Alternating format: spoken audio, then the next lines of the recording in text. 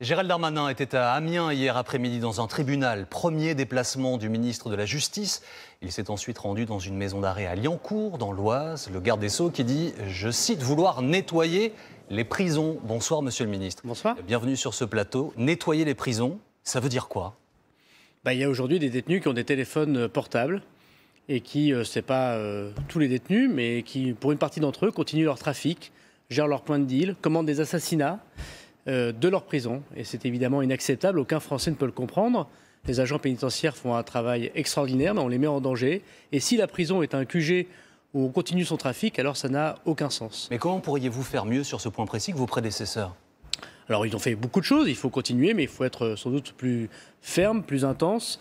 D'abord, il y a à imaginer peut-être des opérations place nette dans les prisons. Je pense que c'est ce que je vais demander à l'administration pénitentiaire, de pouvoir nettoyer au sens compréhensible du terme, le fait que les gens ne doivent pas avoir de téléphone portable dans les prisons, continuer à être très présents, à empêcher cela et à condamner ceux qui le font. Et puis, deuxièmement, il faut que nous réfléchissions très rapidement à des solutions techniques qui nous permettent de passer à du brouillage de l'intégralité des établissements pénitentiaires. Alors, on vient de l'entendre, vous prenez la fermeté.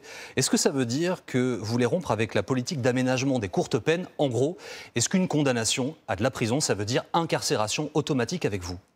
Ce que je veux, c'est que la peine soit prononcée et qu'elle soit immédiatement exécutée. La peine, ce n'est pas forcément la prison, c'est aussi la prison, mais ce n'est pas forcément la prison. Aujourd'hui, le problème de la justice, c'est sa lenteur. Pourtant, les magistrats font un travail formidable, les greffiers font un travail formidable. Et ils sont les premiers à constater que sous le poids de la complexité de la procédure, sous le poids du manque de moyens aussi, eh bien, ils prennent des décisions 1 an, 2 ans, 3 ans après les faits, et leur peine est exécutée parfois 1 an, 2 ans, 3 ans après l'avoir prononcée. Ça n'a aucun sens. Donc il faut que l'exécution de la peine soit très rapide. Et pour cela, de quelle peine, monsieur le ministre ? Pour cela, quelle peine on va en prison ? Pour cela, il faut sans doute imaginer des choses différemment. Et notamment imaginer des centres de détention à taille plus humaine, où on a des gens qui font quelques mois de condamnation et qui le font effectivement, et qu'on ne les mélange pas avec des gens qui font 10 ans, 15 ans ou 20 ans pour des crimes plus graves. Parce que ce qui compte, vous savez, c'est que la peine soit aussi pédagogique.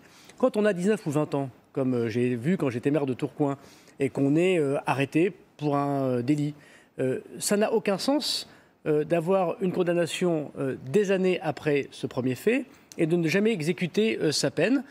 Et on s'enfonce en général dans la délinquance plus grave. On a raté quelque chose. Donc des maisons d'arrêt plus petites, à taille humaine, il faut que les élus locaux nous aident, et des peines qui sont prononcées et efficaces. Le monde entier a suivi le procès de Dominique Pellicot et ses co-accusés qui ont été condamnés pour viol. Gisèle Pellicot est devenue une icône.